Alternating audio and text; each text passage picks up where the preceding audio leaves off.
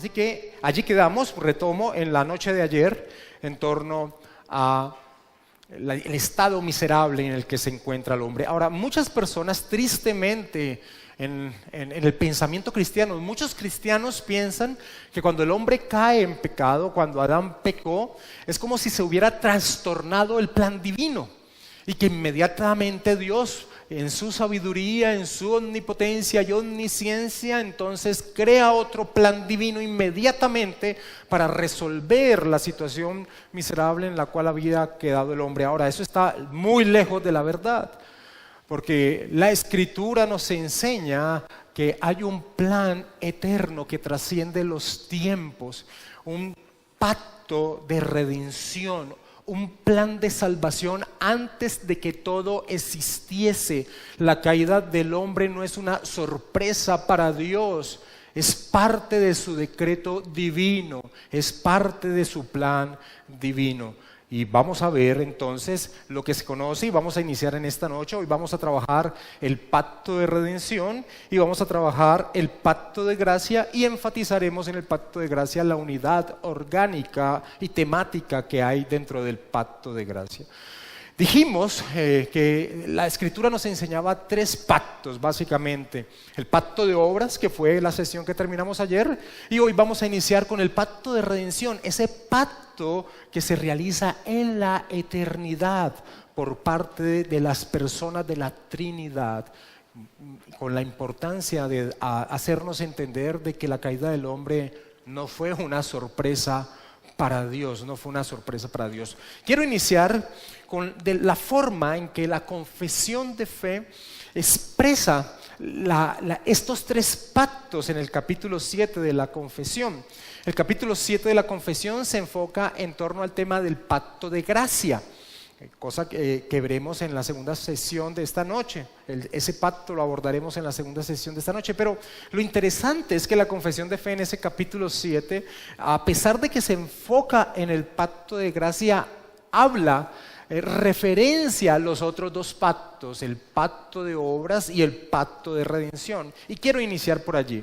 En la confesión de fe bautista de 1689, en el capítulo 7, párrafo 2, arranca diciendo: además, habiéndose el hombre acarreado la maldición de la ley por su caída, es decir, ahí está nombrando el pacto de obras, porque como enfatizamos ayer, no hay otra manera en que el hombre pueda relacionarse con Dios sino a través de pacto. Así que hubo un quebrantamiento del pacto, lo que vimos ayer, el pacto de obras. Así arranca la confesión en su párrafo 2 del capítulo 7 expresándose: además, habiéndose el hombre acarreado la maldición de la ley por su caída, sigue, agradó al Señor hacer un pacto de gracia, y en eso se enfoca ese capítulo 7. Pero en el párrafo 3 va a hablar del pacto de redención, que es el que vamos a tocar en este momento. Dice el párrafo 3 del capítulo 7 de la confesión de fe: este pacto se revela en el Evangelio. ¿Cuál? El pacto de gracia, que es el tema principal del capítulo 7. Pero dice hacia el final del párrafo 3: y tiene su fundamento en aquella transacción federal y eterna que hubo entre el Padre y el Hijo acerca de la redención de los escogidos. Y ese es el pacto de redención del cual vamos a hablar en este momento. Ahora, ¿por qué inicié por allí? Porque tal como lo enfatiza la confesión de fe, el pacto de gracia que veremos hacia la segunda sesión de esta noche tiene su fundamento en el pacto de redención, en el pacto hecho por la Trinidad. Así que iniciemos definiendo lo que es el pacto de redención. El pacto de redención es el acuerdo hecho en la eternidad por los miembros de la Trinidad, el Padre, el Hijo y el Espíritu Santo, con el propósito, y este es el propósito, con el propósito de glorificarse a sí mismo en la salvación de los pecadores por gracia. El propósito del pacto eterno de redención es la gloria de Dios, es la gloria de Dios. Cuando hablamos del pacto de redención tenemos que tener siempre presente que no es un pacto como los otros pactos que vamos a encontrar en las Escrituras, que es un pacto hecho entre Dios y el hombre. No, este es un pacto hecho por los miembros de la Trinidad, por los miembros de la Trinidad. Y hay algo muy importante a entender, y es que este pacto de redención es la base para todo lo que ocurre en la historia del universo. Este pacto de redención es la base para todo lo que ocurre en la historia del universo, porque el universo fue creado para la gloria de Dios, para la gloria de Dios. Ahora, la pregunta que siempre tenemos que responder es: ¿enseñan las Escrituras la existencia de este pacto? ¿Lo enseñan las Escrituras? Y sin lugar a dudas respondemos sí. La Biblia habla de un plan y un propósito de Dios en el que participan Padre, Hijo y Espíritu Santo en torno a la redención del hombre. Sin lugar a dudas, encontramos que la Escritura nos enseña que hay un plan eterno. No más, si se me viene un pasaje a la mente que tal vez no está aquí referenciado, y es Gálatas 4:4, cuando el apóstol Pablo dice: cuando se cumplió el tiempo, hablando o implícitamente enseñándonos que había un acuerdo eterno.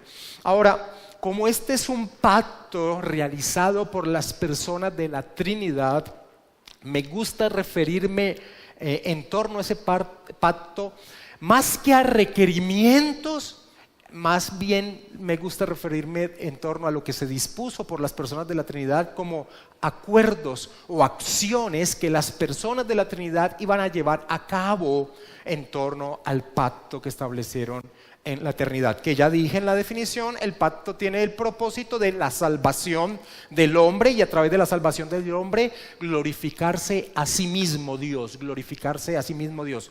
La caída del hombre no fue una sorpresa para Dios, es parte de su decreto eterno. Ahora, entonces, ¿qué vamos a ver? Vamos a iniciar viendo cómo cada una de las personas de la Trinidad, la Escritura nos enseña que cumplen su parte en torno a este plan eterno de redención. Y arranquemos con el Padre. Dentro de ese plan, la labor del Padre podremos dividirla, primero que todo, en que envió a su Hijo a cumplir su voluntad. Aunque no tengo el pasaje bíblico de Juan 3:16 que todos conocemos, claramente ese pasaje enfatiza que de tal manera amó Dios al mundo que ha enviado a su Hijo unigénito para que todo aquel que crea en Él no se pierda, mas tenga vida eterna. Ese es un pasaje muy claro en torno a que el Padre envió a su Hijo a cumplir su voluntad. Pero quiero resaltar cómo el mismo Señor Jesucristo en su ministerio terrenal una y otra vez repetía que Él había descendido del cielo a cumplir la voluntad del Padre. En Juan capítulo 8, versículo 42, la parte B, el Señor Jesucristo dice: porque yo de Dios he salido y he venido, pues no he venido de mí mismo, sino que Él me envió. Así que enfatiza que la labor, el ministerio que iba a cumplir nuestro Señor Jesucristo estaba acorde a la voluntad del Padre. Sí, el Hijo vino de su propia voluntad, pero fue enviado por el Padre. Esto implica que hubo un acuerdo entre ambos. El Padre lo envió, pero Él vino de su propia voluntad. Y en Juan capítulo 5, el Señor Jesucristo dice, versículo 36, el Señor Jesucristo dice: mas yo tengo mayor testimonio que el de Juan el Bautista, porque las obras que el Padre me dio para que cumpliese, las mismas obras que yo hago dan testimonio de mí, que el Padre me ha enviado. Y cuando en ese pasaje vemos que el Señor Jesucristo dice me dio para que cumpliese, lo que está señalando es que el Señor Jesucristo está cumpliendo la voluntad del Padre en lo referente a la labor que Él debía cumplir en torno a la salvación de los elegidos. Así que un primer aspecto en torno a la obra o a la participación del Padre en ese plan eterno es que el Padre enviaría a su Hijo, como dice Pablo en Gálatas capítulo 4, versículo 4. Ahora, otro aspecto que podemos ver que el Padre cumple es que el Padre garantiza las promesas que realizó. Él garantiza que se van a cumplir. Él las va a cumplir. ¿Cuáles promesas? Pues encontramos dentro de la obra de nuestro Señor Jesucristo que Él iba a ser un rey, que Él iba a ser un sacerdote, que Él iba a ser un profeta y que iba a tener un pueblo. Dios Padre garantiza en las Escrituras que eso se iba a cumplir. En el Salmo 110, del versículo 1 al 3, el salmista dice: Jehová dijo a mi Adonai. Jehová dijo a mi Adonai. Ahora, el Adonai, esa palabra, los judíos la utilizaban para referirse a Dios. Así que en este pasaje hay una referencia a las personas de la Trinidad, Jehová y Adonai, mostrando la pluralidad de las personas de la Trinidad. Jehová dijo a mi Adonai: siéntate a mi diestra hasta que ponga a tus enemigos por estrado de tus pies. Y más adelante, hacia el final del versículo 3, dice: tu pueblo se te ofrecerá voluntariamente en el día de tu poder. Aquí se está prometiendo que iba a tener un rey el pueblo, y que iba a tener eso, un pueblo, ese rey. Dios está prometiendo, el Padre está prometiendo eso. Y más adelante en el versículo 4 de ese Salmo 110 dice: juró Jehová y no se arrepentirá. Tú eres sacerdote para siempre según el orden de Melquisedec. También el Padre prometía un sacerdote en torno a la obra de nuestro Señor Jesucristo. Pero también vemos que también se promete un profeta. Nuestro Señor Jesucristo, cuando vino en su ministerio terrenal, una y otra vez enfatizó que Él venía a revelar al Padre, que Él venía a revelar al Padre. Es más, en el primer capítulo de la epístola a los Hebreos, el autor de Hebreos dice: Dios, habiéndose revelado muchas veces en el anterior tiempo por parte de los profetas, hoy o ahora se ha revelado por medio de su Hijo, Así que el ministerio del Señor Jesucristo claramente revelaba, porque era el profeta prometido, revelaba a Dios Padre. Así que el Padre haría cumplir lo que Él había prometido. El Señor Jesucristo, hacia el final de su ministerio terrenal, cuando está en esa oración sacerdotal, en esa oración de la segunda persona de la Trinidad, la primera que encontramos en Juan 17, Él le dice al Padre: como le has dado potestad sobre toda carne, para que dé vida eterna a todos los que le diste, he manifestado tu nombre a los hombres que del mundo me diste. Tuyos eran y me los diste. Él cumple la voluntad del Padre, Él revela al Padre. Todos conocemos cuando Felipe le pregunta al Señor Jesucristo en Juan 14, versículo del 8 al 9: Señor, le dice Felipe al Señor Jesucristo, muéstranos el Padre y nos basta. Y el Señor Jesucristo le responde: ¿tanto tiempo hace que estoy con vosotros y no me has conocido, Felipe? El que me ha visto a mí, ha visto al Padre. ¿Cómo dices tú, muéstranos al Padre? Claramente el Señor Jesucristo cumplió ese papel de ese profeta prometido en las Escrituras, tanto como fue sacerdote, como fue rey, como tiene un pueblo. También Él cumplió ese papel del profeta. Y el Señor Jesucristo consuma el pacto de redención cuando instaura el nuevo pacto. Lucas capítulo 22 versículo 20 nos dice: tomó la copa diciendo: esta copa es el nuevo pacto en mi sangre que por vosotros se derrama. Así que Él mismo establece el pacto. Y inmediatamente Lucas nos dice en el versículo 29 lo siguiente: el Señor Jesucristo le dice a sus discípulos: yo pues os asigno un reino como mi Padre me lo asignó a mí. Mostrando que el Padre, todo lo que el Padre había prometido, se cumple plenamente en la persona del Señor Jesucristo. Así que no solo envía a su Hijo a cumplir la redención, sino que cumple perfectamente lo que Él había prometido, afirmado. Ahora, eso en torno al Padre. En torno al Hijo, ¿cuál es el papel del Hijo en el pacto de redención? Estuvo de acuerdo de venir a este mundo encarnándose. El Señor Jesucristo no vino en contra de su voluntad. Él vino porque estuvo de acuerdo en encarnarse. En Filipenses capítulo 2, versículo del 6 al 7 dice el apóstol Pablo, hablando del Señor Jesucristo: el cual siendo en forma de Dios, no estimó el ser igual a Dios como cosa que aferrarse. Dice, sino que se despojó a sí mismo, es decir, una acción voluntaria. Se despojó a sí mismo tomando forma de esclavo, hecho semejante a los hombres. Así que el papel del Señor Jesucristo, primero podemos decir que tiene la voluntad de humillarse al encarnarse, Pero también podemos decir que estuvo de acuerdo al encarnarse a estar sometido bajo la ley. Y este sí que es un tema muy importante que el jueves iremos a tratar cuando hablemos del pacto mosaico. El Señor Jesucristo estuvo de acuerdo a estar sometido bajo pacto. Y bajo un pacto que tenía el precepto del pacto de obras. Haz esto y vivirás. El Señor Jesucristo nació sometido voluntariamente bajo ese pacto, y así lo señala el apóstol Pablo en Gálatas 4:4. Pero cuando vino el cumplimiento del tiempo, ¿cómo así? Claro, es que hay un plan eterno, hay algo que trasciende los tiempos, hay algo establecido. Pero cuando vino el cumplimiento del tiempo, Dios envió a su Hijo, nacido de mujer y nacido bajo la ley,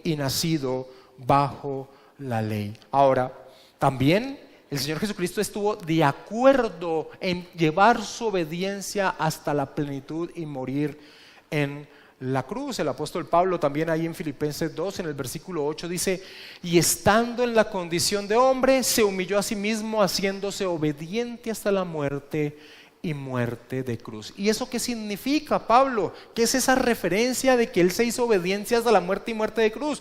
Que Él estuvo dispuesto a ser tratado como un pecador, que Él estuvo dispuesto a ser señalado como maldito. En Gálatas capítulo 3, versículo 13, el apóstol Pablo dice, Cristo nos redimió de la maldición de la ley, hecho por nosotros maldición, porque está escrito, maldito todo el que es colgado en un madero. Así que Él estuvo de acuerdo, la persona santa, la segunda persona de la Trinidad estuvo de acuerdo en su ministerio de ser tratado como un pecador, de ser enjuiciado como un pecador. Ahora, cuando el apóstol Pablo en Filipenses 2 repite una y otra vez que el Señor Jesucristo fue obediente, debemos preguntarnos de obediencia ¿a qué? ¿A qué? ¿Qué es lo que está diciendo el apóstol Pablo? Ahora, claramente si se enfatiza que fue obediente es en torno a algo que se había establecido, a algo que se había determinado, a un acuerdo ya establecido, al pacto de redención. Samuel Renningham dice lo siguiente en torno al pacto de redención.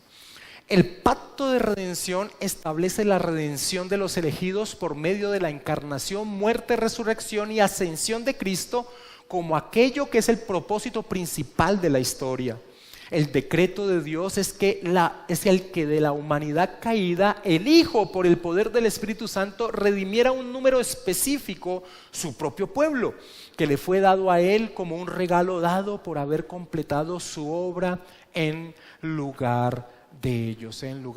Así que podemos ver que el Hijo cumplía un papel que había sido determinado. El Padre envió a su Hijo en torno a un ministerio, y vemos que la Escritura enseña que el Hijo cumplió un papel que le había sido asignado, y por eso se enfatiza que fue obediente hasta su muerte. Ahora, ¿y el papel del Espíritu Santo? ¿Cuál es el papel del Espíritu Santo en torno al plan de redención? Y lo primero que podemos afirmar que la Escritura nos enseña, y que tal vez sorprenda a muchos, es que un papel del Espíritu Santo era facultar al Hijo para cumplir su ministerio. Y en esto muchas personas tienen problemas, porque todos sabemos que Jesucristo es plenamente Dios y plenamente hombre. ¿Y en qué sentido necesitaba Él ser facultado por el Espíritu Santo? ¿Es que acaso no tenía todas las facultades al ser Dios mismo? Pues claramente la Escritura nos enseña que la obra de ministerio de nuestro Señor Jesucristo, siendo plenamente Dios y siendo plenamente hombre, estuvo sometido al poder del Espíritu Santo en todo lo que hacía y decía, porque era un hombre representando a los hombres. Era un hombre representando a los hombres. Así que lo primero que podemos ver en la Escritura que nos enseña dentro de ese plan divino en torno al Espíritu Santo es que facultó al Hijo para cumplir su ministerio. En Mateo capítulo 3, versículo 16, en torno al bautismo del Señor Jesucristo, Mateo dice: y Jesús, después de que fue bautizado, subió luego del agua, y aquí cielos le fueron abiertos, y vio al Espíritu de Dios que descendía como paloma y venía sobre él. ¿Y eso qué? Podría decir alguien. Claramente, en las escrituras que ellos poseían, en la historia de la redención que ellos conocían, el Espíritu Santo facultaba a los profetas, facultaba a los reyes, facultaba a los sacerdotes para cumplir su ministerio a través de la unción del aceite. Así que el Espíritu Santo viniese en el momento que Jesucristo iba a iniciar su ministerio, claramente señalaba que lo estaba facultando para poder llevar su ministerio. Ahora, esto no solo se queda en un pensamiento teológico, claramente la Escritura señala que así fue. El Evangelio de Lucas tiene, el historiador Lucas tiene la intención que esto quede claro. En Lucas capítulo 4, en el versículo 1, en torno al bautismo del Señor Jesucristo y después cuando fue tentado, dice en el versículo 1 del capítulo 4 de Lucas: Jesús, y Lucas es repetitivo, Jesús, lleno del Espíritu Santo, volvió del Jordán y fue llevado por el Espíritu al desierto, y ya vemos que fue llevado para ser tentado. En el versículo 14 de ese capítulo 4 de Lucas, Lucas es enfático y decir: y Jesús volvió en el poder del Espíritu, Espíritu con mayúscula, hablando de Espíritu Santo, a Galilea, y se difundió su fama por toda la tierra alrededor. Y en el versículo 18 de Lucas 4 dice: el Espíritu del Señor está sobre mí. Cuando el Señor Jesucristo llega a su tierra y le pasan el rollo de Isaías y él lo abre, y está este pasaje que dice: el Espíritu del Señor está sobre mí, por cuanto me ha ungido para dar buenas nuevas a los pobres, me ha enviado a sanar a los quebrantados de corazón, a pregonar libertad a los cautivos y vista a los ciegos, a poner en libertad a los oprimidos. ¿Cuál entonces es el papel del Espíritu Santo en torno al plan de redención? Él facultó al Hijo para poder llevar a cabo su ministerio. Y también el apóstol Pedro, cuando está predicándole a Cornelio, a ese gentil que quiere escuchar el Evangelio, Pedro también señala esto. En el capítulo 10 de Hechos, versículo 37 y 38, Pedro dice a Cornelio y a quien los escuchaban allí en la casa de Cornelio: vosotros sabéis lo que se divulgó por toda Judea, comenzando desde Galilea, después del bautismo que predicó Juan. Estamos hablando del momento en que inicia el ministerio del Señor Jesucristo. Cómo Dios ungió con el Espíritu Santo y con poder a Jesús de Nazaret, y cómo éste anduvo haciendo bienes y sanando a todos los oprimidos por el diablo, porque Dios estaba con él. Así que el papel del Espíritu Santo en torno a ese plan divino era facultar a la persona del Señor Jesucristo para cumplir su ministerio, Ahora, otro aspecto que podemos decir que cumple el Espíritu Santo en torno a ese plan eterno de redención, a ese pacto eterno de redención, es que el Espíritu Santo aplica la obra de redención sobre los elegidos. Aplica la obra de redención sobre los elegidos. Es decir, que cuando el Espíritu Santo mora, viene a una persona, le permite entender su condición, su necesidad de un Salvador, y esa obra consumada de Cristo, la persona puede abrazarse en fe a lo que ello significa.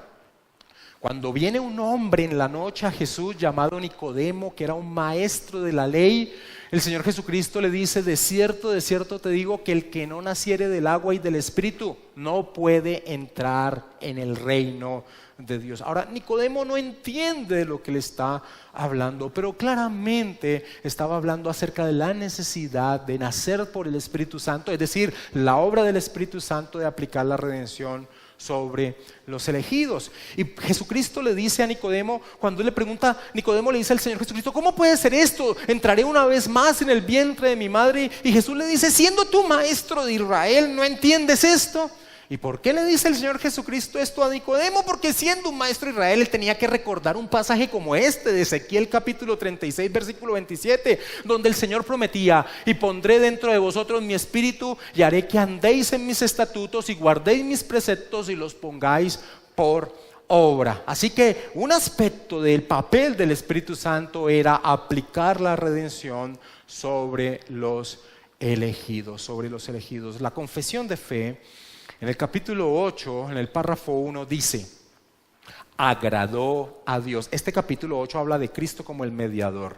Agradó a Dios en su propósito eterno escoger y ordenar al Señor Jesús, su Hijo unigénito, conforme al pacto hecho entre ambos. Ahora, ¿por qué no nombran al Espíritu Santo aquí? Porque el capítulo se enfatiza en el papel de Cristo como mediador.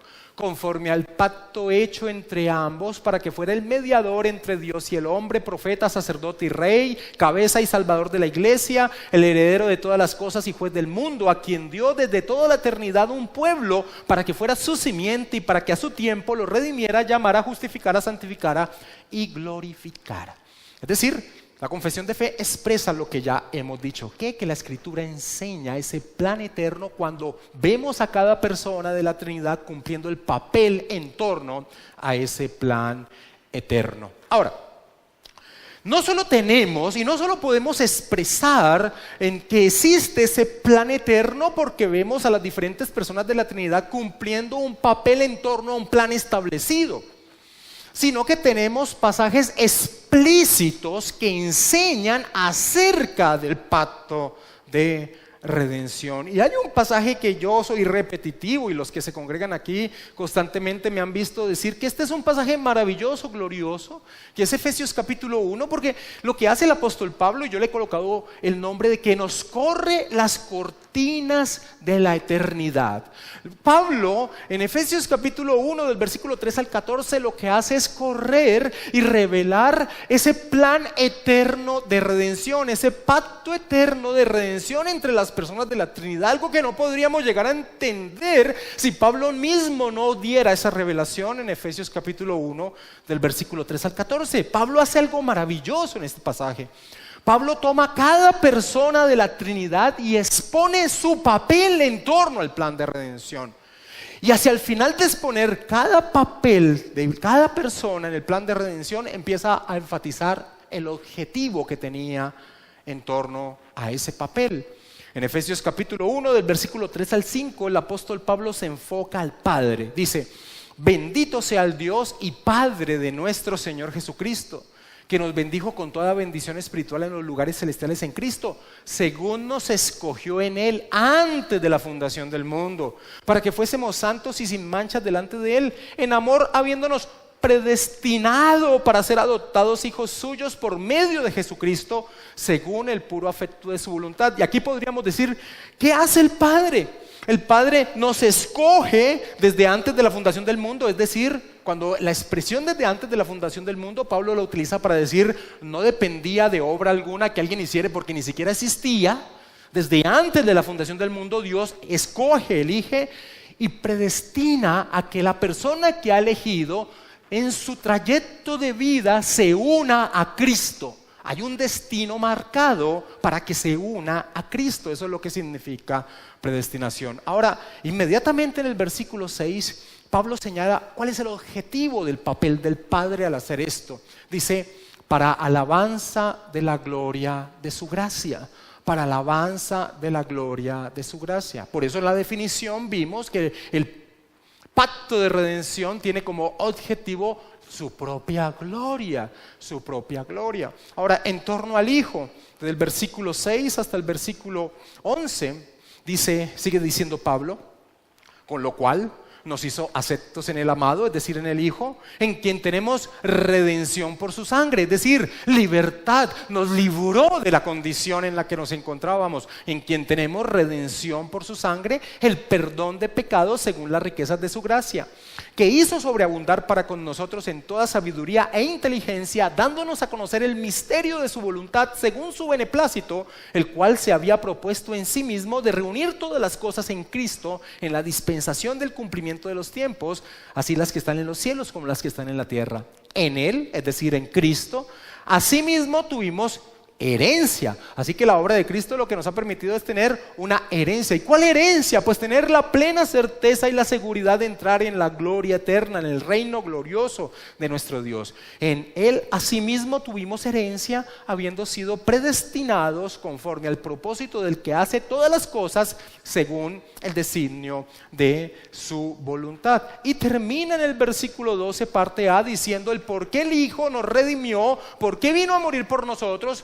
Dice, a fin de que seamos para alabanza de su gloria nosotros los que primeramente esperábamos en Cristo, para alabanza de su gloria. Y Pablo termina este maravilloso pasaje en torno a la obra del Espíritu Santo, diciendo en el versículo 13, en Él, en Cristo, también vosotros, habiendo oído la palabra de verdad, el evangelio de vuestra salvación y habiendo creído en Él, fuisteis sellados con el Espíritu Santo de la promesa, que es las arras de nuestra herencia adquirida hasta la redención de la posesión adquirida. Fuimos sellados con la presencia del Espíritu Santo en nuestro ser. Pertenecemos a alguien. Un sello es que le pertenecemos a alguien, y las arras es que con seguridad se va a dar plena consumación en torno a lo que Él ha prometido. Y termina diciendo el propósito de la acción del Espíritu Santo: para alabanza de su gloria, para alabanza de su gloria. Así que, sin lugar a dudas, este pasaje de Efesios capítulo 1, versículo 3 al 14, el apóstol Pablo nos ha abierto la eternidad pasada, como se expresan los teólogos, la eternidad pasada en torno a un plan de las tres personas de la Trinidad, en torno a la salvación del hombre, en torno a su propia gloria, en torno a su propia gloria. Además, en torno al pacto de redención, podemos ver cómo la Escritura también se expresa la eternidad de este pacto. En Primera de Pedro, capítulo 1, versículo 18 al 20, el apóstol Pedro dice: sabiendo que fuisteis rescatados de vuestra vana manera de vivir, la cual recibiste de vuestros padres, no con cosas corruptibles como oro o plata, sino con la sangre preciosa de Cristo, como de un cordero sin mancha y sin contaminación, ya destinado desde antes de la fundación del mundo. Un plan que trasciende lo creado, un plan eterno. Y Pedro dice, pero manifestado en los postreros tiempos por amor de vosotros. Así que claramente Pedro también nos dice que había un plan de salvación, porque había un pacto eterno de redención. Y en la visión que tiene el apóstol Juan y que está plasmada en el Apocalipsis, él se expresa en torno a la obra de Cristo como si el Señor Jesucristo hubiese sido crucificado desde antes que todo existiera. ¿Por qué se expresa así? Porque ya estaba determinado que Cristo viniese y cumpliese la obra. Era algo determinado desde antes que todo aconteciese. En Apocalipsis 13:8 dice, y la adoraron, es decir, todos aquellos que se desligaron del Señor y fueron tras la bestia, según la visión que tenía Juan, y la adoraron todos los moradores de la tierra cuyos nombres no estaban escritos en el libro de la vida del Cordero, que fue inmolado desde el principio del mundo, que fue inmolado desde el principio del mundo. Así que tenemos una expresión en torno a esa eternidad de ese plan, de ese pacto hecho por las personas de la Trinidad en torno a la salvación de los hombres.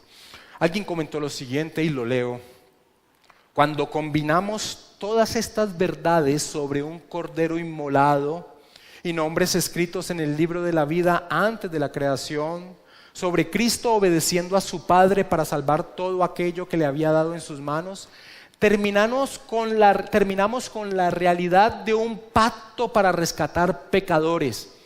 Por tal motivo se le ha llamado el pacto de la redención. El pacto de la redención, porque ese es el plan eterno: salvar a aquellos que el Padre eligió desde antes de la fundación del mundo. El autor de Hebreos se expresa de este pacto de esta manera en el capítulo 13, versículo 20. Dice, y el Dios de paz, que resucitó de los muertos a nuestro Señor Jesucristo, el gran pastor de las ovejas, por la sangre del pacto eterno, por la sangre del pacto eterno, dice el autor de Hebreos, os haga aptos en toda buena obra para que hagáis su voluntad, para que hagáis su voluntad. Así que claramente tenemos en la Escritura, nos enseña la Escritura un pacto realizado en la eternidad por las personas de la Trinidad. Decimos sí, claramente nos enseña el papel de cada una de ellas en torno a la salvación del hombre. Nos enseña el apóstol Pablo abriéndonos las cortinas de la eternidad, el propósito de cada uno de ellos y el papel que cumpliría en torno a su gloria. Y tenemos pasajes que nos hablan acerca de la eternidad de ese pacto eterno. Es el pacto, y esta es la frase es impactante en torno a esta verdad, es el pacto que le da sentido y del cual fluyen todos los demás No sé si recuerdan ayer cuando veíamos las definiciones acerca de lo que era un pacto, como el gran teólogo John Gill, el teólogo bautista, daba una definición en torno a este entendimiento, en torno al entendimiento de que del pacto eterno fluye toda la historia, y decíamos pues que no era correcta porque no enfatizaba cada uno de los pactos de la Biblia, pero era ese entendimiento que él tenía lo que lo llevaba a expresar a una definición en torno al pacto como la que dio. ¿Por qué es importante referirse a este pacto? ¿Por qué es importante referirse a este pacto? Es fundamental referirse a este pacto porque, como inicié diciendo, tristemente hay personas que no sé qué tipo de Dios tengan. Piensan que hay un Dios que está como jugando a ver qué ocurre en la historia. Es un Dios que está tratando de corregir lo que está como salido de cauce y como que no lo está haciendo muy bien por lo que vemos. Ese es el Dios que tienen muchas personas. El pacto eterno de redención lo que nos enseña es que todo lo que acontece es porque Dios así lo ha determinado. Nos recuerda que el plan de salvación no es un plan de contingencia por el pecado del hombre, sino un propósito que se da en la eternidad. Y este es el pacto de redención, el pacto eterno de redención. Entonces, en torno a los tres pactos que vemos que la Escritura expone, ya hemos visto el pacto de obras y acabamos de ver el pacto que trasciende los tiempos, el pacto eterno de redención,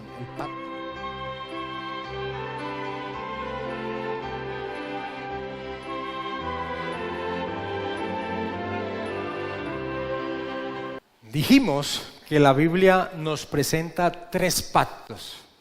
El pacto de obras que vimos al finalizar la noche de ayer, el pacto de redención que acabamos de ver en la sesión anterior y el pacto de gracia.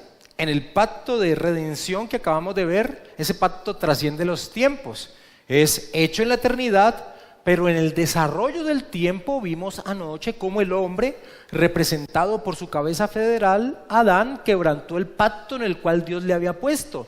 El pacto de obras, su estado es miserable, pero Dios tiene un plan eterno, un pacto eterno, el pacto de redención. Ahora, este pacto de redención, ese pacto eterno de las tres personas de la Trinidad, a partir de la caída del hombre y con la promesa que Dios le da al hombre, empieza a revelarse, empieza a desarrollarse en la historia. Y a ese proceso de revelación hasta su consumación plena en el nuevo pacto es lo que llamamos el pacto de gracia. El pacto de redención es la base del pacto de gracia. La determinación de las tres personas de la Trinidad antes de que todo existiese, el pacto eterno de redención es la base de lo que vamos a ver que se desarrolla en la historia, el pacto de gracia que se consuma con el nuevo pacto establecido por nuestro Señor Jesucristo. Todo inicia con una promesa inmediatamente cuando el hombre cae, con una promesa. El pacto de gracia inicia su revelación en la historia con una promesa. Génesis capítulo 3, versículo 14 al 15. Y Jehová Dios dijo a la serpiente: por cuanto esto hiciste, maldita serás entre todas las bestias y entre todos los animales del campo. Sobre tu pecho andarás y polvo comerás todos los días de tu vida. Y pondré enemistad entre ti y la mujer, y entre tu simiente y la simiente suya. Qué palabra tan importante en la Biblia. Entre tu simiente, le dice la serpiente, y la simiente de la mujer. Esta te herirá en la cabeza y tú le herirás en el calcañar. Ahora, para el estado en que se encontraba Adán y Eva en el momento en que caen, estas palabras fueron maravillosas, fueron palabras de esperanza. Dios le prometía, Dios determinaba que Él enviaría a uno nacido de la mujer que destrozaría a aquel que lo llevó a tentar. Herirle la cabeza era destrozar a aquel que lo llevó a tentar. Ahora, esa obra que haría este que vendría de la mujer no sería sin un sufrimiento para él, y por eso se le dice que lo morderá en su calcañar. A partir de este momento, rápidamente en la historia bíblica, a partir de este momento se inicia la espera de aquel que habría de venir, de aquel que habría de venir. Es más, cuando le nace el primer hijo a Eva, cuando nace el primer hijo de Adán y Eva, Caín, vemos que el nombre que le colocan, Caín, que significa he aquí o he adquirido, expresa la esperanza que ellos habían colocado en torno a la promesa que Dios les había dado, que de la mujer vendría uno que destruiría a aquel tentador. A partir de este momento se espera el cumplimiento de la promesa, aquel que habría de venir, aquel que habría de venir. Nuestra confesión de fe en el capítulo 7, en el párrafo 3, expresa de esta manera, hablando del pacto de gracia. Dice: este pacto, viene hablando del pacto de gracia, se revela en el Evangelio. En primer lugar, Adán en la promesa de salvación a través de la simiente de la mujer, y luego mediante pasos adicionales hasta completarse su plena revelación en el Nuevo Testamento. Y es tan espectacular este párrafo de la confesión que sigue diciendo: y tiene su fundamento en aquella transacción federal y eterna que hubo entre el Padre y el Hijo acerca de la redención de los escogidos. Yo he colocado entre paréntesis, está hablando del pacto de redención, y es únicamente a través de la gracia de este pacto, del pacto de gracia, por eso se llama así, como todos los descendientes del Adán caído que son salvados obtienen vida y bendita inmortalidad, siendo el hombre ahora totalmente incapaz de ser aceptado por Dios bajo aquellas condiciones en las que estuvo Adán en su estado de inocencia. Se está refiriendo al pacto de obras. Así que es muy importante entender cómo nuestros hermanos puritanos se expresaron acerca del pacto de gracia, porque mira que ellos señalan que el pacto de gracia se inicia, su proceso de revelación se inicia con una promesa, con la promesa que Dios le dio a Adán y Eva. Y dice, hasta completarse su plena revelación en el Nuevo Testamento, cuando se consuma, cuando se establece en el nuevo pacto que establece nuestro Señor Jesucristo en torno a su obra. Es muy importante los términos. Es importante decir que el pacto de gracia inicia con una promesa que se va desarrollando por pasos adicionales, que ya vamos a ver cuáles son, y que se consuma, se establece, dice la confesión en el Nuevo Testamento, se establece en el nuevo pacto que nuestro Señor Jesucristo estableció con sus discípulos en torno a la obra que Él desarrolló. Ahora, la confesión entonces dice, este pacto se revela en el Evangelio en primer lugar a Adán en la promesa de salvación a través de la simiente de la mujer, y luego mediante pasos adicionales hasta completarse su plena revelación en el Nuevo Testamento. Ahora, entendemos que cuando dice en la promesa de salvación, entendemos que es la promesa de Génesis 3:15, es decir, aquel que habría de venir, y entendemos cuando dice hasta completarse su plena revelación en el Nuevo Testamento, claramente entendemos que es el nuevo pacto que nuestro Señor Jesucristo establece en torno a su obra. Ahora los que están unidos a Él por fe se pueden relacionar con Dios a través de su obra, pero lo que no llegamos a entender rápidamente es qué quiere decir eso de mediante pasos adicionales se va revelando el pacto de gracia. ¿Qué quiere decir? ¿Qué quisieron decir los puritanos cuando dijeron que ese pacto de gracia se iba revelando a través de pasos adicionales? ¿Cuáles son esos pactos adicionales? Claramente nosotros podemos responder que esos pactos adicionales son los diferentes pactos que encontramos en el Antiguo Testamento. Esos pactos que encontramos en el Antiguo Testamento iban colocando un eslabón más, un escalón más en torno a la revelación del pacto de gracia. Progresivamente cada uno de esos pactos nos iba haciendo entender en torno al plan de redención con mayor potencia y claridad, en torno a quién sería aquel que habría de venir, en torno a aquel que habría de venir. Así que claramente entonces entendemos la expresión de que inicia con una promesa, se va desarrollando paso a paso a través de los pactos que encontramos en el Antiguo Testamento, que se establece con el nuevo pacto por la obra de nuestro Señor Jesucristo. Es fundamental, mis hermanos, hacer una distinción entre el pacto de gracia y los pactos bíblicos distintos al nuevo pacto. Es fundamental hacer una distinción entre lo que hablamos de que es el pacto de gracia y los pactos bíblicos que encontramos en el Antiguo Testamento. Por ejemplo, si decimos que el pacto de Abraham revela plenamente el pacto de gracia, estoy fallando porque no es así. Los pactos que anteceden al nuevo pacto establecido por nuestro Señor Jesucristo son una revelación progresiva de lo que iba a ser el establecimiento en el nuevo pacto de aquel que habría de venir. El nuevo pacto revela plenamente el pacto de gracia.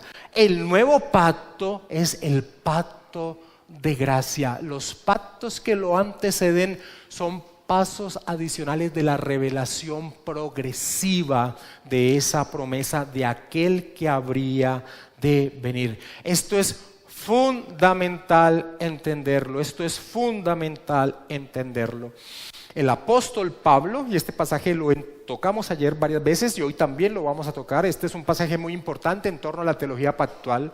El apóstol Pablo en Efesios capítulo 2 versículo 12 le dice a los cristianos gentiles del Asia Menor, hablando de su pasado, les dice: en aquel tiempo, en su pasado, estabais sin Cristo, alejados de la ciudadanía de Israel, y mira la expresión, y ajenos a los pactos, mira que es plural, a los pactos de la promesa, sin esperanza y sin Dios en el mundo. Ahora, entendemos que cuando Pablo habla de la promesa, y mira que él habla de singular, está hablando de Génesis capítulo 3, versículo 15. Aquel que habría de venir, aquel que habría de venir. Ahora, cuando habla de los pactos en plural de la promesa, entendemos que está hablando de los pactos del Antiguo Testamento. El pacto noéico, el pacto abrahámico, el pacto mosaico, el pacto davídico. Miren la expresión de Pablo de singular de promesa a pactos en plural. ¿De cuáles pactos estás hablando, Pablo?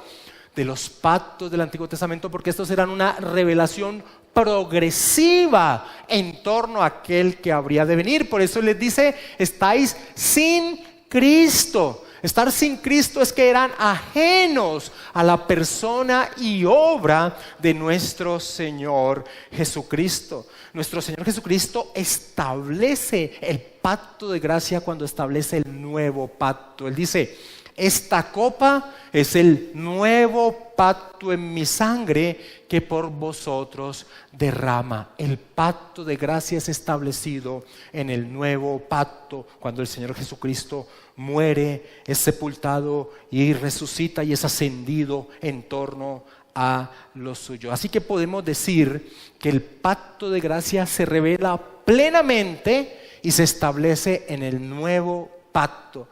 Podemos decir que tenemos una fecha en la historia del establecimiento del pacto de gracia, cuando el Señor Jesucristo estableció el nuevo pacto con sus discípulos. Esto es muy importante enfatizarlo.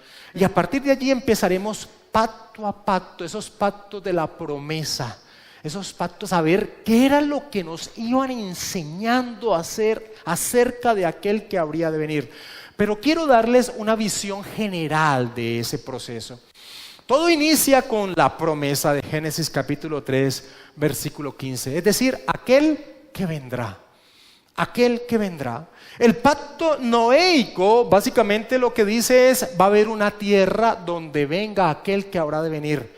Dios no destruirá por causa del pecado del hombre la tierra antes que se consume el pacto de gracia, antes que venga aquel que habría de venir.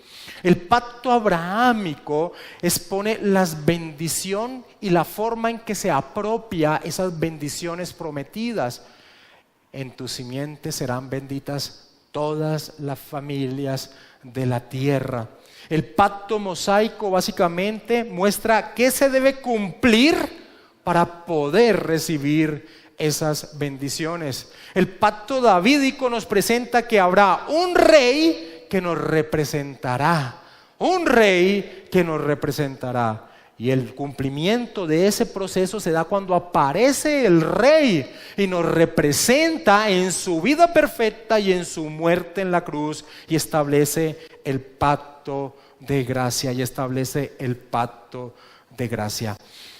J.R. Williamson, que es algún autor que ya estudiamos en el Seminario Reformado Latinoamericano, dice esta promesa, hablando de Génesis capítulo 3, versículo 15, dice: esta promesa de inestimable valor para nosotros contiene los elementos esenciales de la redención que se desenvolverá y expandirá en las generaciones que le siguen. En la misma ocasión que la maldición fue pronunciada sobre Adán y Eva, la simiente del evangelio fue echada dentro de la narrativa. Cuando Williamson dice se desenvolverá y expandirá, nos está señalando esos pactos, esa unión que hay entre esos pactos, lo que Pablo llama los pactos de la promesa, los pactos que encontramos en el Antiguo Testamento. Así que vamos a ver ahora, a entrar a ver, cuando hemos expuesto a grosso modo lo que significa el pacto de gracia, cómo esos pactos están unidos entre sí, la unión que hay entre ellos. No son eslabones independientes cada uno de esos pactos de la promesa que encontramos en el Antiguo Testamento. No es como dicen los dispensacionalistas, es que Dios definió la forma en que se iba a tratar con el hombre falla y entonces Dios crea otra manera, y el hombre falla y entonces el hombre crea otra manera. No, vamos a ver que hay una unidad de progresión de revelación en torno a ellos, y eso es lo que vamos a entrar a ver ahora: la unidad de los pactos de la promesa, Tenemos que empezar diciendo lo que ya he repetido, pero soy enfático: el pacto de gracia fue revelado inicialmente en Génesis 3:15, después progresivamente y con mayor potencia en el pacto noéico, después en el pacto abrahámico, después en el pacto mosaico, después en el pacto davídico. Pero no pueden ser identificados cada uno de estos pactos con el pacto de gracia, porque son pactos diferentes al pacto de gracia. Ellos dependen uno de los otros, pero el pacto de gracia solo se establece en el nuevo pacto instaurado por nuestro Señor Jesucristo. Los otros pactos son pasos que van adicionando en potencia y en revelación en torno a lo que era el pacto de gracia. Ahora, esos pactos están unidos entre sí, y cuando decimos que están unidos entre sí, lo que queremos decir es que el que lo antecede al otro permite que el otro se desarrolle de una manera más potente en torno a la revelación de aquel que habría de venir, de aquel que habría de venir. No son pactos aislados, son los pactos de la promesa, como el apóstol Pablo los llama. Ahora, es importante enfatizar esto. Cada pacto se edifica sobre los pactos anteriores, sin anular las promesas de los pactos posteriores, hasta que todo se cumpla en el nuevo pacto, hasta que todo se cumpla en el nuevo pacto. A esa dependencia que hay entre cada uno de estos pactos de la promesa, que se inicia con la promesa y se desarrollan a través de los pactos del Antiguo Testamento, a esa dependencia se le llama la unidad orgánica. ¿Y por qué unidad orgánica? Porque los pactos que siguen al que estaba anterior surge de él, se fundamenta en el anterior, porque una vez más repito, soy cansón, pero es mi interés que quede claro, son escalones que van dando con mayor potencia revelación en torno a aquel que habría de venir, que se prometió en Génesis capítulo 3 versículo 15. Así que entremos a ver la unidad orgánica de los pactos. Básicamente el pacto con Noé, que encontramos de Génesis 6 en adelante, en torno al diluvio, después en Génesis 8, el pacto con Noé básicamente crea una base que le dice al hombre que va a haber un mundo para aquel que habría de venir, venga. Así que el pacto con Noé crea esa base, proporciona el contexto estable en el que puede trazarse el propósito de Dios expresado en los pactos posteriores, porque el pecado del hombre siempre estaba latente. Noé y su familia no eran libres de su condición caída desde Adán. Ellos nacieron culpables y con una naturaleza corrupta, inclinados a pecar. Y estaba siempre latente. Entonces, ¿será que Dios va a volver a destruir al mundo por causa del pecado del hombre?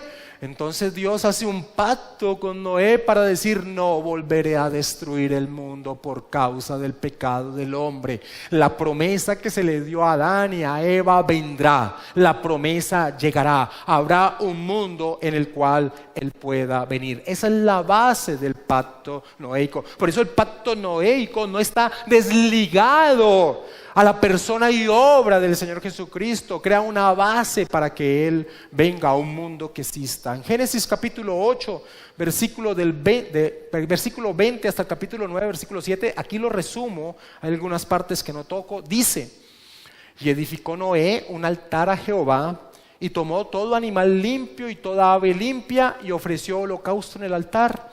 Y percibió Jehová olor grato, y dijo Jehová en su corazón: no volveré más a maldecir la tierra por causa del hombre, porque el intento del corazón del hombre es malo desde su juventud.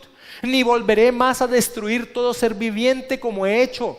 Mientras la tierra permanezca, no cesará la sementera y la siega, el frío y el calor, el verano y el invierno, el día y la noche.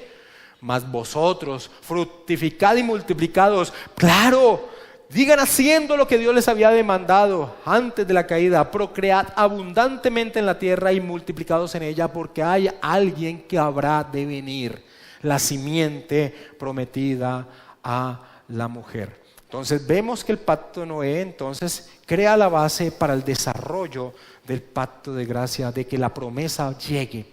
El pacto con Abraham y el pacto mosaico, vamos a ver cómo están unidos, cómo el pacto mosaico depende del pacto hecho con Abraham. Las bendiciones que se le dan a Abraham se empiezan a cumplir bajo el pacto mosaico. Aquí hay pasajes muy importantes: Génesis 12 de 2 al 3, Génesis 15 del 1 al 7, versículos 18 al 21, Génesis 17 del 1 al 8. Básicamente, Génesis 12 de 2 al 3 es la expresión de las bendiciones que Dios le promete a Abraham, Génesis 15 y Génesis 17 lo que amplían es esas bendiciones que Dios le había dado a Abraham.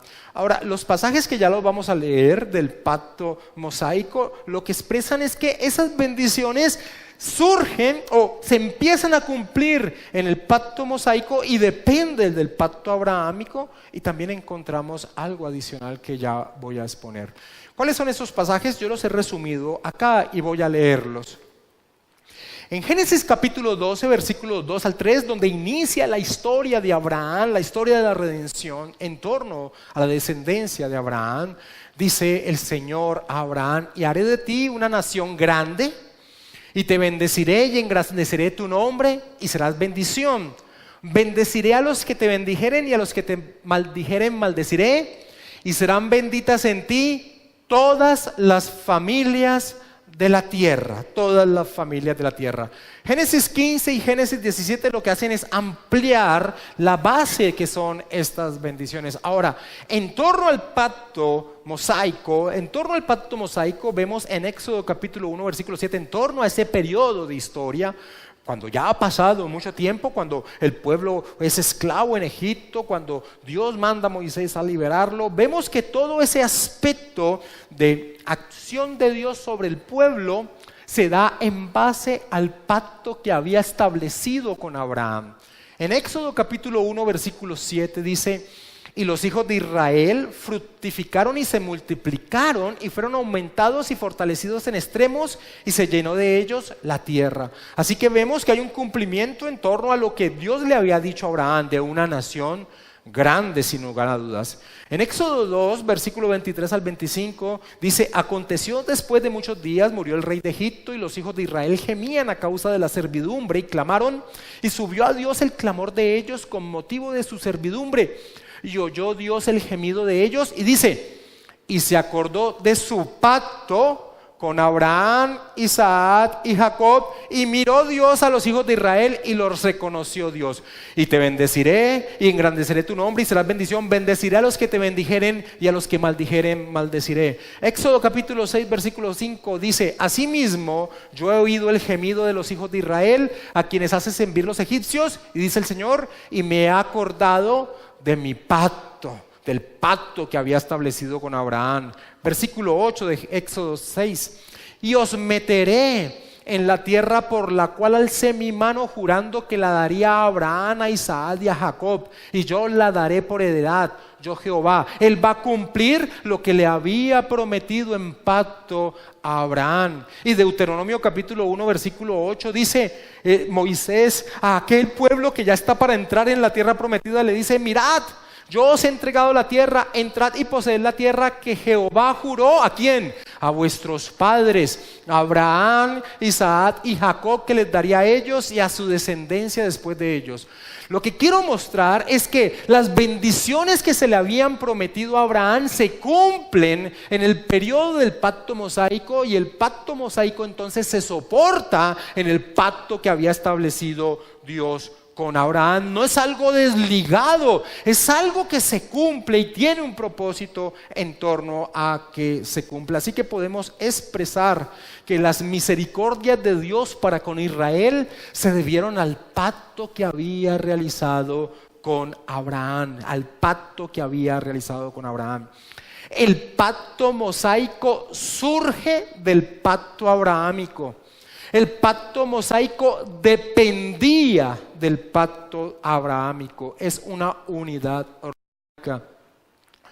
En Éxodo capítulo 32, versículo 12 al 13, dice: acuérdate de Abraham y de Isaac y de Israel, tus siervos, a los cuales has jurado por ti mismo y les has dicho: yo te multiplicaré vuestra descendencia como las estrellas del cielo, y daré a vuestra descendencia toda esta tierra de que he hablado, y la tomarán por heredad para siempre. Así que no son pactos desarraigados, desligados, sino que el pacto mosaico se soporta sobre las bendiciones prometidas en el pacto abrahámico. Así que podemos decir que el pacto mosaico es una extensión del pacto abrahámico. Es una extensión con mayor potencia del pacto abrahámico, de lo que había sido prometido. Ahora, La unión orgánica no solo enfatiza que el pacto que sigue dependa del pacto anterior, sino que también enseña y señala que las bendiciones que se habían prometido dependían, en este caso, las bendiciones que se habían prometido a Abraham, dependían de la obediencia del pacto mosaico, dependían de la obediencia del pacto mosaico. En Deuteronomio capítulo 7, versículo 12 al 13 dice: y por haber oído estos decretos en torno al pacto mosaico, la ley entregada al pueblo, y por haber oído estos decretos y haberlos guardado y puesto por obra, Jehová tu Dios guardará contigo el pacto y la misericordia que juró a tus padres, hablando de la promesa que le había dado a Abraham. Y te amará y te bendecirá y te multiplicará y bendecirá el fruto de tu vientre y el fruto de tu tierra, tu grano, tu mosto, tu aceite, la cría de tus vacas y los rebaños de tus ovejas, en la tierra que juró a tus padres que te daría. Pero esto sí ponían oído a los decretos y los guardaban. Así que las bendiciones que se le habían dado a Abraham dependían del cumplimiento del pacto mosaico, es decir, de la entrega de la ley. El pacto de Abraham y el pacto de Moisés son inseparables, no se puede desligar uno del otro, están unidos desde su base, están unidos desde su raíz. Ahora, ¿cómo podemos ver la relación del pacto mosaico con el pacto davídico? ¿Cómo podemos ver esa relación? Pues claramente en la ley entregada al pueblo en torno al pacto mosaico se establece que el pueblo tendrá un rey. Muchas personas se sorprenden cuando escuchan esto, porque dicen: pero si ellos tenían a rey por Dios, ¿cómo es que iban a tener un rey humano? El problema no es que tuvieran un rey humano. En la ley mismo se los decía que ellos iban a tener un rey humano. Cuando en el libro de los jueces nosotros vemos, en el libro de Primera de Samuel nosotros vemos que el pueblo pide un rey y que es algo malo que están haciendo. No es por pedir un rey, sino que quieren un rey como los de las otras naciones, no como el que había sido determinado en la ley, porque claramente en la ley se decía que el pueblo iba a tener un rey. En Deuteronomio capítulo 17, versículo 14 al 20, la ley les indicaba que ellos iban a tener un rey. Voy a leerlo. Cuando hayas entrado en la tierra que Jehová tu Dios te da, y tomes posesión de ella y la habites, y digas: pondré un rey sobre mí, como todas las naciones que están a mis alrededores, ciertamente pondrás rey sobre ti al que Jehová tu Dios escogiere. De entre tus hermanos pondrás rey sobre ti. No podrás poner sobre ti a hombre extranjero que no sea tu hermano. Pero él no aumentará para sí caballos, ni hará volver al pueblo a Egipto con el fin de aumentar caballos, porque Jehová os ha dicho: no os volváis nunca por este camino. Ni tomará para sí muchas mujeres, para que su corazón no se desvíe. Ni plata ni oro amontonará para sí en abundancia. Y cuando se siente sobre el trono de su reino, entonces escribirá para sí en un libro una copia de esta ley, del original que está al cuidado de los sacerdotes levitas, y lo tendrá consigo y leerá en él todos los días de su vida, para que aprenda a temer a Jehová su Dios, para guardar todas las palabras de esta ley y estos estatutos, para ponerlos por obra, para que no se eleve su corazón sobre sus hermanos, ni se aparte del mandamiento a diestra ni a siniestra, a fin de que prolongue sus días en su reino, él y sus hijos en medio de Israel. Así que la ley señalaba un rey que los iba a gobernar, pero con unas características que tenía que tener ese rey. Era un rey dependiente de Dios, era un rey dependiente de Dios. Ahora, nosotros vemos que cuando Dios hace un pacto con David, Dios entonces le indica a David que ese rey permanecería para siempre. En 2 de Samuel capítulo 7 versículo 12 en adelante dice: y cuando tus días, Dios hablándole a David, y cuando tus días sean cumplidos y duermas con tus padres, yo levantaré después de ti a uno de tu linaje, el cual procederá de tus entrañas, y afirmaré su reino. Él edificará casa a mi nombre y yo afirmaré para siempre el trono de su reino. Es el pacto que Dios hace con David. Sí, David era el rey de Israel, pero Dios le dice que uno que vendría de él tendría un reino para siempre, un reino eterno. ¿Recuerdan cuando el Señor Jesucristo entra a Jerusalén y la gente salió diciendo: Hosana al Hijo de David, bendito el que viene en el nombre del Señor? Claramente ellos entendían la promesa que se le había dado a David de que el Mesías vendría de él. Ahora, que tuviesen un rey, y ese pacto con David, que tuvieran un rey prometido que reinaría eternamente, se basa en la indicación que había dado la ley. O sea, se soporta en esa verdad. Pero también David le enseña a Salomón, su hijo, que para que Dios mantenga bendiciendo y se mantenga el rey sobre ese trono que él ha prometido, debe someterse a la ley de Dios. La obediencia al pacto mosaico, y esto también muestra su unión, era necesaria para alcanzar las promesas que Dios le había hecho a David.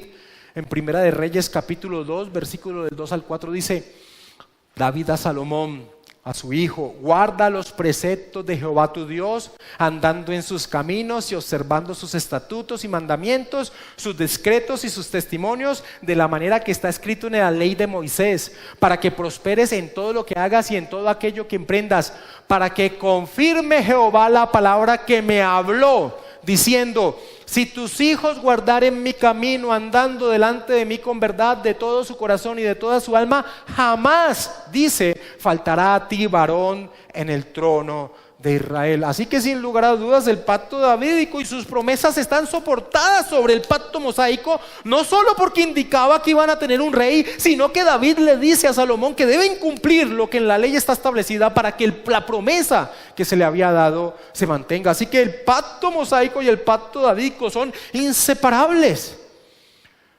Claramente todo esto son eslabones que iban expresando quién era aquel que habría de venir, qué características debía cumplir. Uno que vendría de la descendencia de Abraham y que sería bendición para todas las naciones. Uno que cumpliría la ley demandada por Moisés.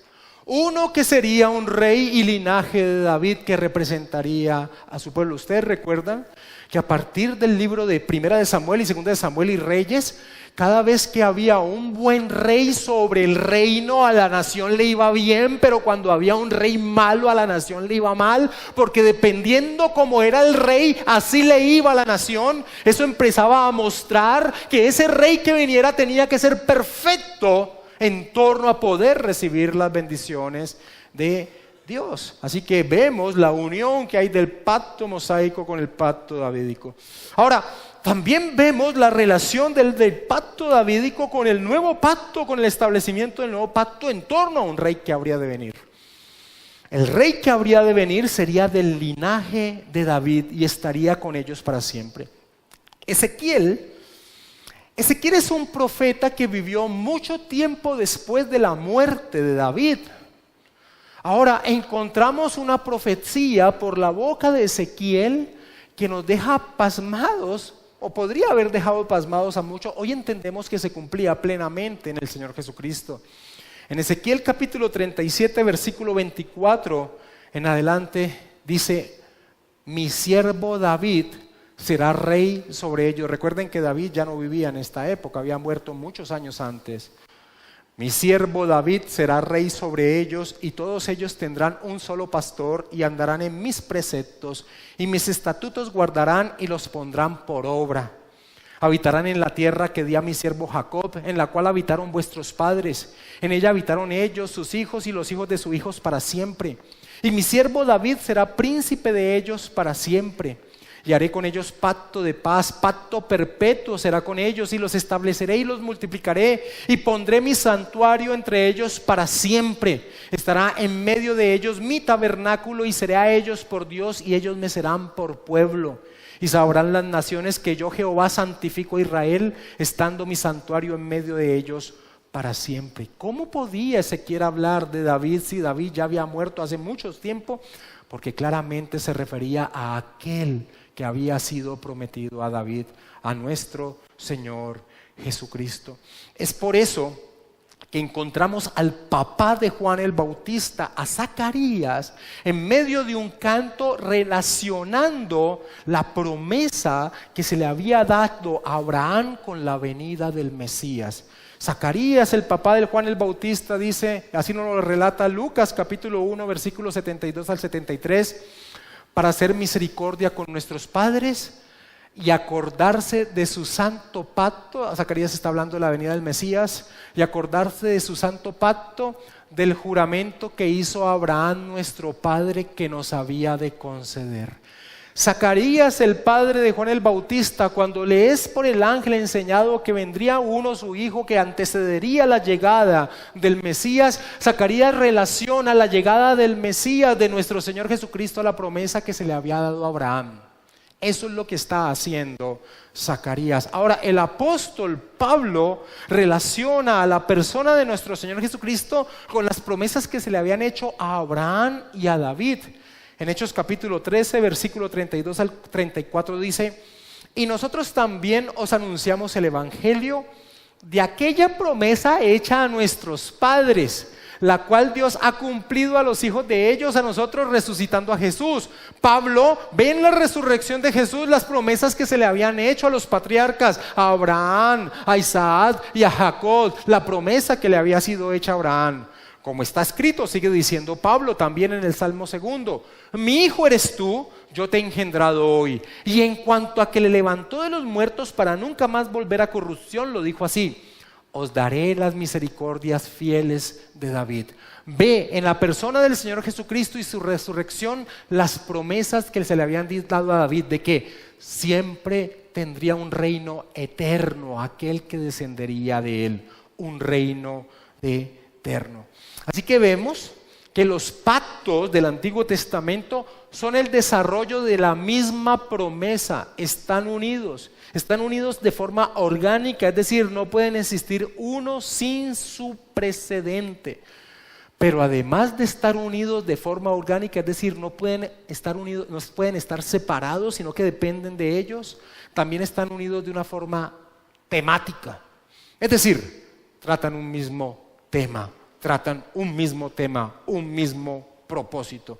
¿Cuál es ese propósito? Pues ese propósito es lo que Pablo expresa en Efesios 2:12, que esos pactos de la promesa se enfocaban en torno a Cristo. En torno a Cristo. En aquel tiempo estabais sin Cristo, alejados a la ciudadanía de Israel y ajenos a los pactos de la promesa, sin esperanza y sin Dios en el mundo. Así que los pactos que encontramos en el Antiguo Testamento son el desarrollo de una sola promesa, ¿Y cuál era esa promesa? Yo seré vuestro Dios y vosotros seréis mi pueblo. Yo seré vuestro Dios y vosotros seréis mi pueblo. Repetidamente encontramos en la revelación progresiva esta verdad, este propósito, este tema desarrollado en cada uno de los pactos. En Génesis capítulo 17, versículo del 7 al 8, dice: y estableceré mi pacto entre mí y ti, está hablándole Dios a Abraham, y tu descendencia después de ti en sus generaciones, por pacto perpetuo, para ser tu Dios y el de tu descendencia después de ti. Y te daré a ti y a tu descendencia después de ti la tierra en que moras, toda la tierra de Canaán, en heredad perpetua, y seré el Dios de ellos. Así que esa promesa de yo seré su Dios y vosotros seréis mi pueblo, se ve en cada uno de los pactos. En el pacto con Moisés dice en Éxodo capítulo 6, versículo del 6 al 7: por tanto dirás a los hijos de Israel: yo soy Jehová, y yo os sacaré de debajo de las tareas pesadas de Egipto, y os libraré de su servidumbre, y os redimiré con brazo extendido y con juicios grandes, y os tomaré por mi pueblo, y seré vuestro Dios. Y vosotros sabéis que yo soy Jehová vuestro Dios, que os sacó de debajo de las tareas pesadas de Egipto. Y vemos ese cumplimiento que se va haciendo cada vez más pleno cuando Dios decide morar en medio de ellos. Y eso se ve en torno a la construcción del tabernáculo. Y harán un santuario para mí, y habitaré en medio de ellos. Y en Levítico dice: y pondré mi morada en medio de vosotros, y mi alma no os abominará, y andaré entre vosotros, y yo seré vuestro Dios, y vosotros seréis mi pueblo. Está en Levítico 26, 11 al 12. En torno al pacto con David, le dice: yo seré a él padre, y él me será a mí hijo. Y en torno al pacto con David, y esto es en la restauración del linaje davídico que estuvo a punto de perderse, y Joiada hizo pacto entre sí, todo el pueblo y el rey, que serían pueblo de Jehová. Y en torno a la promesa del nuevo pacto, el profeta Jeremías dice: pero este es el pacto que haré con la casa de Israel después de aquellos días, dice Jehová. Daré mi ley en su mente y la escribiré en su corazón, y yo seré a ellos por Dios, y ellos me serán por pueblo. Y cuando nosotros vemos más adelante, el apóstol Pablo en 2 Corintios 6:16 dice que nosotros somos templo del Dios viviente, que Él habita en medio de nosotros. Y cuando terminamos la revelación bíblica en Apocalipsis capítulo 21 versículo 3, cuando todo es consumado, dice: y oí una gran voz del cielo que decía: he aquí el tabernáculo de Dios con los hombres, y Él morará con ellos, y ellos serán su pueblo, y Dios mismo estará con ellos como su Dios. Así que además de que los pactos están unidos unos con otros porque dependen unos con otros, también están unidos en torno a un mismo tema: Dios será nuestro Dios, y nosotros seremos su pueblo, Ahora, todas estas promesas del Antiguo Testamento que se siguen desplegando en toda la Escritura tienen la plena revelación y consumación cuando Dios se hace hombre y habita en medio de su pueblo. La gran promesa de todos los pactos se cumple en Cristo y en el nuevo pacto, el pacto de gracia. El apóstol Juan en su prólogo del Evangelio dice que el Verbo fue hecho carne y habitó entre nosotros, pero literalmente dice: y tabernaculizó entre nosotros. Dios hizo su tabernáculo en medio de nosotros, hablando de la encarnación de nuestro Señor Jesucristo. Y el apóstol, y en el Evangelio de Mateo encontramos que se nos dice: todo esto aconteció para que se cumpliese lo dicho por medio del profeta cuando dijo: he aquí una virgen concebirá y darás a luz un hijo, y llamarás su nombre Emmanuel, que traducido es Dios con nosotros. Dios con nosotros. Así que los pactos de la promesa no son desligados, sino que con potencia iban revelando cada vez con mayor esplendor, como veremos cuando veamos cada uno de los pactos, acerca de aquel que habría de venir, Pero no puedo terminar sin tocar un tema muy importante en torno a la forma en que los creyentes del Antiguo Testamento, que estaban posicionados en esos pactos que iban revelando cada vez de forma más plena aquel que habría de venir, cómo ellos eran salvos. La pregunta que surge es: ¿ellos eran salvos por estar en el pacto en que estaban? No, ellos no eran salvos por estar en el pacto en que estaban, sino por lo que el pacto revelaba acerca de aquel que habría de venir. Este es un tema muy importante y se le ha expresado de esta manera: esa revelación progresiva que se iba teniendo en torno a la promesa dada en Génesis 3:15 y que se iba haciendo cada vez más plena y más potente con los diferentes pactos, esa revelación era retroactiva con una operación eficaz de la gracia. Esa es la expresión que se ha dado. Los beneficios del nuevo pacto son retroactivos por medio de su revelación. Así que ellos, depositando la confianza en lo que ese pacto revelaba acerca que habría de venir, realmente estaban depositando su confianza en la persona de Cristo, en aquel que habría de venir. No porque estuvieran centrados en eso que era solo una revelación progresiva. Por eso es tan triste y peligroso decir que uno de esos pactos era claramente en su esencia la revelación del pacto de gracia, del nuevo pacto, porque solo era un escalón en torno a la revelación de la revelación progresiva en torno al establecimiento del nuevo pacto. Así que de esa forma, por ejemplo, al entender eso, podemos entender estas palabras que dijo el Señor Jesucristo en Juan capítulo 8 versículo 56. El Señor Jesucristo dijo: Abraham vuestro padre, en medio de una confrontación con sus archienemigos, los líderes religiosos judíos. El Señor Jesucristo les dice: Abraham vuestro padre se gozó de que había de ver mi día, y lo vio y se gozó. Ahora la pregunta es: ¿cuándo se gozó de que habría de ver el día de Cristo? ¿Y cuándo lo vio y se gozó? ¿En qué momento? Si Abraham había muerto hace 2000 años. ¿En qué momento? Claramente nosotros podemos ver en qué momento. En Génesis capítulo 15, versículo del 5 al 6, cuando Abraham está muy triste porque no tenía descendencia para que se cumpliese de que en su simiente serían benditas todas las familias de la tierra, y Abraham veía que pasaban los años y no tenía hijo, Dios lo saca y le muestra el cielo y le dice, y lo llevó fuera en Génesis 15, versículo del 5 al 6, y lo llevó fuera y le dijo: mira ahora los cielos y cuenta las estrellas si las puedes contar, y le dijo: así será tu descendencia. Y creyó a Jehová y le fue contado por justicia. Abraham se gozó de esa promesa, se gozó de que habría de ver el día de Cristo, se gozó de ello. Abraham no se gozó de que iba a tener un hijo. Abraham se gozó de que se iba a cumplir la promesa que Dios le había dado. No que fuera a tener un hijo, sería muy egoísta en este sentido, sino que Abraham se gozó de que realmente se cumpliría la promesa que se le había dado. Ahora, el Señor Jesucristo también dice que Abraham vio su día.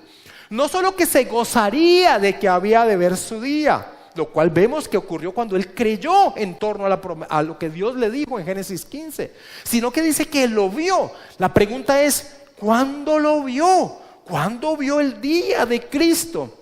Y nosotros podemos responder que lo vio en Génesis capítulo 22, versículo 13 al 14, cuando Dios manda a que sacrifique a su hijo Isaac, a su amado hijo. Pero Dios da un sustituto que muriera en vez de Isaac. Y entonces Abraham dice: Dios proveerá, Dios diré, Dios proveerá. En Génesis 22, versículo 13 al 14 dice: Entonces alzó Abraham sus ojos y miró, y aquí a sus espaldas un carnero trabado en un zarzal por sus cuernos. Y fue Abraham y tomó el carnero y lo ofreció en holocausto en lugar de su hijo. Y llamó a Abraham el nombre de aquel lugar: Jehová proveerá. Por tanto se dice hoy: en el monte de Jehová será provisto. Claramente vio el día de Cristo. Por eso podemos entender estas palabras: Abraham vuestro padre se gozó de que había de ver mi día, y lo vio y se gozó. Abraham, en torno a las promesas que se le estaban dando, entendió en torno al significado del cumplimiento que sus simientes serían benditas todas las familias de la tierra. Es más, el Señor Jesucristo les dice también a sus archienemigos, líderes religiosos judíos, que si ellos leían la escritura, la ley de Moisés, pues creerían en él, porque de mí escribió él, porque de mí escribió él. Y aunque Moisés estaba en un pacto anterior, ese pacto apuntaba a la obra de Cristo. Por eso el Señor Jesucristo puede decir: si ustedes creyeren a Moisés, me creerían a mí, porque de mí escribió él. Claramente mostrando la unión y la perfecta significado que tenía, que ellos eran salvos no en torno al pacto en que se encontraban, sino en torno a lo que ellos revelaban. Recibieron revelación del pacto de gracia. Recibieron revelación del pacto de gracia. En Hebreos capítulo 11, por ejemplo, en Hebreos capítulo 11 se nos habla de todos los creyentes del Antiguo Testamento. Ahora mira las expresiones que tenemos aquí en Hebreos capítulo 11. Dice: conforme a la fe murieron todos sin haber recibido lo prometido, sino mirándolo de lejos y creyéndolo y saludándolo y confesando que eran extranjeros y peregrinos sobre la tierra. Claramente dicen que los creyentes del Antiguo Testamento, aún ellos tenían el anhelo de aquello que estaba por venir. Entendían que era un proceso de revelación en el cual ellos se encontraban. Es más, en la primera carta de Pedro dice que muchos de los profetas escribían sabiendo que no era para su tiempo lo que ellos escribían, sino para tiempos posteriores. En Hebreos capítulo 11, versículo 39, hablando de estos creyentes del Antiguo Testamento, dice: y todos estos, aunque alcanzaron buen testimonio mediante la fe, no recibieron lo prometido, proveyendo Dios alguna cosa mejor para nosotros, para que no fuesen ellos perfeccionados aparte de nosotros. Y termina todo ese bloque de contexto en torno a que los creyentes del Antiguo Testamento miraban hacia adelante su promesa, diciendo inmediatamente, recuerden que la Biblia no tiene originalmente división de capítulos y versículos, ahí adelante dice: puesto los ojos en Jesús, el autor y consumador de la fe. Puesto los ojos en Jesús, el autor y consumador de la fe. Así que los creyentes del Antiguo Testamento eran salvos no por el pacto en el que se encontraban, sino en torno a lo que revelaba dicho pacto. Y esa parte de retroactividad en torno a la obra de Cristo y que ellos eran salvos por esa obra se ve claramente en este pasaje de Romanos capítulo 3, versículo 21 al 26. Mira lo que dice el apóstol Pablo: pero ahora, aparte de la ley, se ha manifestado la justicia de Dios, es decir, nuestro Señor Jesucristo, testificada por la ley y por los profetas. La justicia de Dios por medio de la fe en Jesucristo para todos los que creen en Él, porque no hay diferencia, por cuanto todos pecaron y están destituidos de la gloria de Dios, siendo justificados gratuitamente por su gracia mediante la redención que es en Cristo Jesús, a quien Dios puso como propiciación por medio de la fe en su sangre para manifestar su justicia. Y escucha esto: a causa de haber pasado por alto en su paciencia los pecados pasados, con la mira de manifestar en este tiempo su justicia, a fin de que Él sea el justo y el que justifica al que es de la fe en Jesús. En otras palabras, Pablo está diciendo que los que antecedieron a la obra de Cristo, los creyentes que antecedieron a la obra de Cristo, sus pecados no les fueron perdonados por lo que hacían en torno al pacto en que estaban, sino que Dios en su paciencia, como era una revelación progresiva, pasó por alto, dice el apóstol Pablo, los pasó por alto hasta que en el momento que vino Cristo, Él aplicó el castigo que merecían esos pecados. Así que es un gran error llegar a pensar que los creyentes del Antiguo Testamento eran salvos por el pacto en el que se encontraban, sino que claramente estos pactos apuntaban hacia la obra del Señor Jesucristo. Nadie es salvo sino por medio de Cristo. Nadie va al Padre sino por mí. Nadie va al Padre sino por mí. Y termino con esto. Génesis capítulo 3, versículo 15 nos enseña que un redentor vendrá. El pacto con Noé nos enfatiza que la tierra será preservada hasta el cumplimiento de la promesa. El pacto con Abraham nos indica que será la simiente de Abraham y que el que vendrá será la simiente de Abraham y bendecirá a todas las naciones de la tierra. El pacto mosaico expone el principio: haz esto y vivirás, y al hacerlo muestra la necesidad de un Salvador. El pacto davídico nos dice que será el rey quien representará a su pueblo eternamente. Y en el nuevo pacto el rey aparece y consuma la redención. Y este es el pacto de gracia y su unidad orgánica y su unidad temática.